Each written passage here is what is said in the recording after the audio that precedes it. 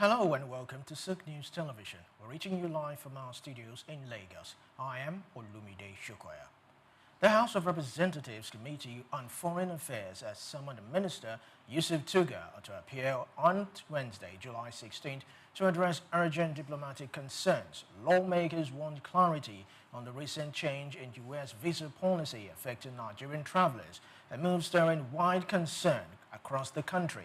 In a letter dated July 11 and signed by the committee chair, Oluwole Oke, the House also raised questions about contested foreign postings of near-retirement directors and use of finance ministry assets abroad. The committee has demanded a full briefing and documentation by Tuesday, July 15. This signals renewed legislative scrutiny over Nigeria's diplomatic engagements. The Federal Inland Revenue Service (FIRS) will host a national conference in Abuja from July 22 to 23 themed Combating Illicit Financial Flows, Strengthening Nigeria's Domestic Resource Mobilization. Keynote speaker Irene Ivonji Odida of the United Nations will be joined by the Minister of State for Finance, Doris Uzoka Anete.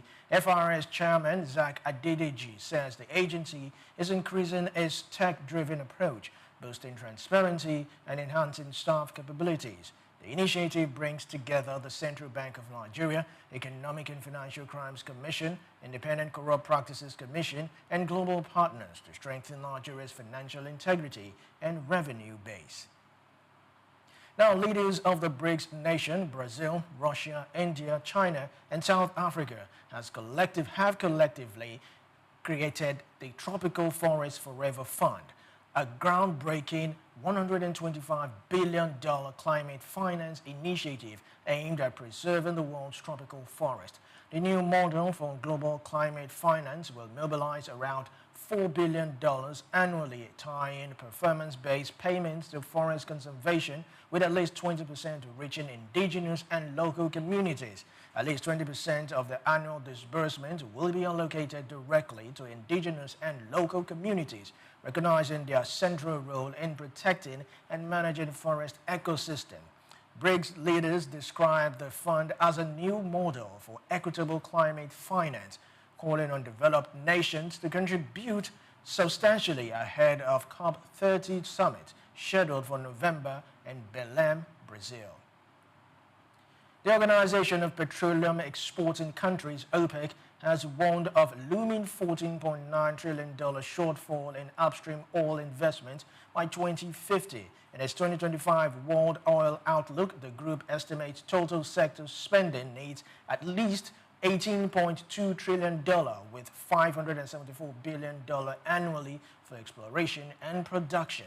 OPEC General Secretary Haitham Al-Ghais dismissed peak oil forecast, projecting global consumption to rise from 103.7 million barrels per day in 2024 to 123 million barrels per day by 2050, driven by urbanization, AI, and population growth. Nigeria, sitting on vast oil and gas reserves, is aiming to attract more capital as investment shifts towards global south producers. European stock market fell on Monday, July 14, following President Trump's threat to impose a 30% tariff on European Union and Mexican imports starting August 1st. The stock Europe 600 dropped between 0.3 to 0.6%, with German's DAX down by 0.7% and France CAC 40 down by 0.5%. The auto and luxury sectors were hit hardest.